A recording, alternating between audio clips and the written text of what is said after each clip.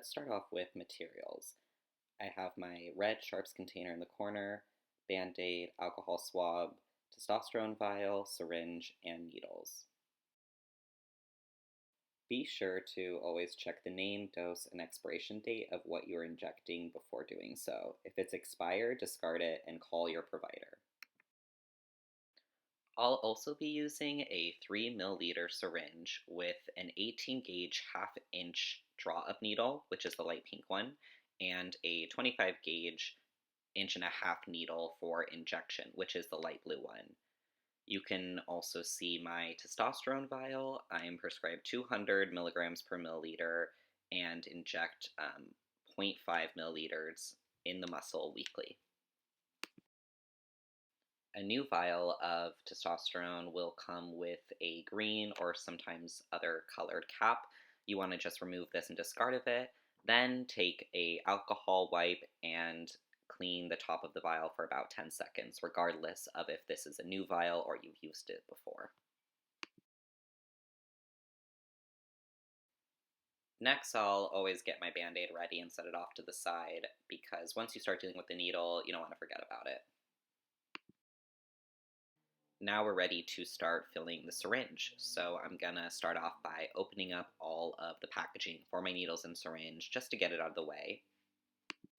I've slowed things down here to make it a little easier to see. I'm using my syringe and attaching the 18 gauge half-inch draw-up needle, which is light pink, by just twisting it on the syringe. Then with the cap still on the 18 gauge needle, I'm going to draw the amount of milliliters in the air that I want to inject by pulling back on the plunger like so. Then I remove the cap from the needle and without touching it to any other surfaces, I insert it into the vial, which is on a flat surface, very important, and then flip it upside down. Now you can see I'm sort of fiddling with it.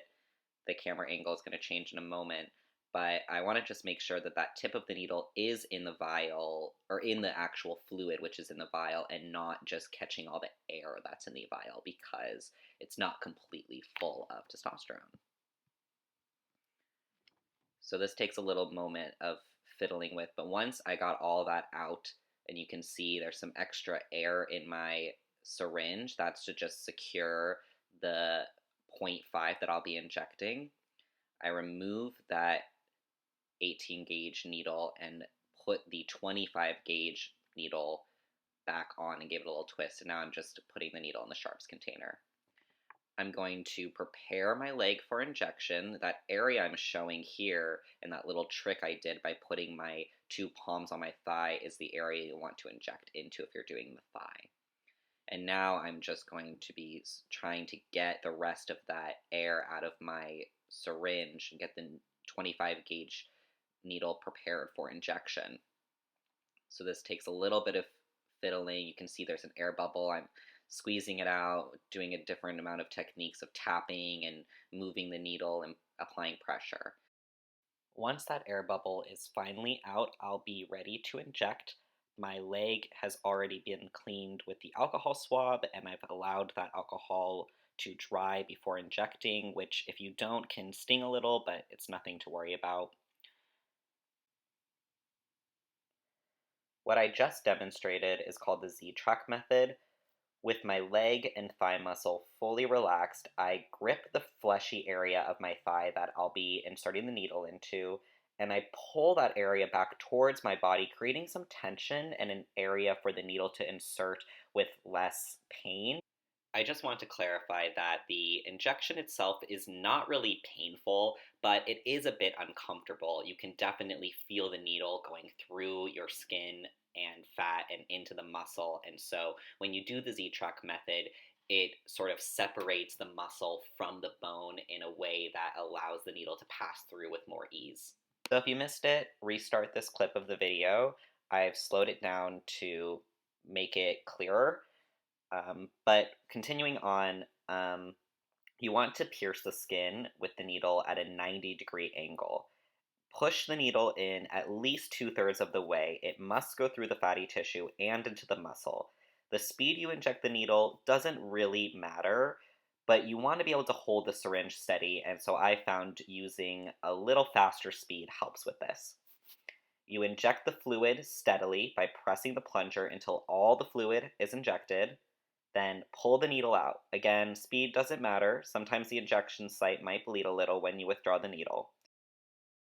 Safely dispose of your needles in a sharps container. Never recap after use. The needle caps and the rest of the waste can go in the garbage.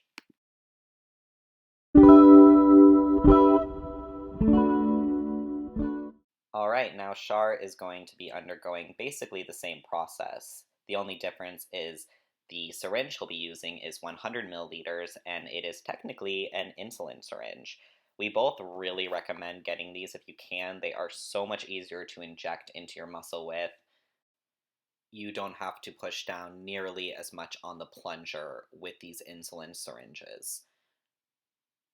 He also has a slightly longer 18 gauge drop needle. I believe it's an inch and a half as well. And again, no difference there. The pharmacy just happened to be out of the half-inch needles. To get back up to speed, Shar has already prepared all of his materials, cleaned his testosterone vial with the alcohol swab. He's prepared his syringe. He's using that insulin syringe here. He has attached the 18 gauge draw up needle and began the process of getting the rest of that testosterone filled in the syringe.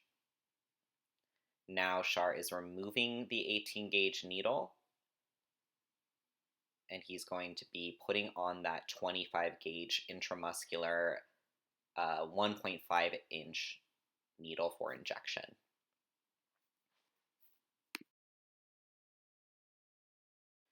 So like me, Shar is going to switch gears a little bit here and get his leg prepped for injection. You can see he's rubbing his thigh in a circular motion with the alcohol swab. And the reason we both do this before finishing getting the air out of our syringe, like you can see here, is that your hands just have a tendency to get sweaty and shaky with all the needle work and stuff. And so it just gives you a moment to take a breath before you have to push the rest of that air bubble out, which can be sometimes the most difficult part. Getting ready for injection, Shar will be using that same Z-Track method that I showed earlier. As you can see, he's holding the syringe and needle at a 90-degree angle towards his thigh, and he's sort of winding up his hand to get that ready because, as you can see, he pushes the needle in with quite a lot of speed, much faster than I do. Once it's in, he is going to push down on the plunger until all the testosterone in the syringe has left the syringe and is in his thigh, and then pull out like you see there. And now for the Band-Aid. Here's a close-up of the needle we both used for injection, 25 gauge, 1.5 inch. And here's a comparison shot of some other needles I've used. And here is that needle again, but from the front. It is the pack of 3 on the far left. Next to it, you can see a smaller subcutaneous needle. It has the same 25 gauge size, but is much shorter. And on the far right is another intramuscular needle that is the same length, but is much thicker than the 25 gauge. I've used both these other types of needles in the past, but truly have felt that the 25 gauge 1.5 inch is the most comfortable for intramuscular injection. So that's it. I really hope this video is useful, and please, if you have any questions, I know it's a lot to take in, and I went pretty fast. Do not hesitate to email me or reach out to me on my Instagram.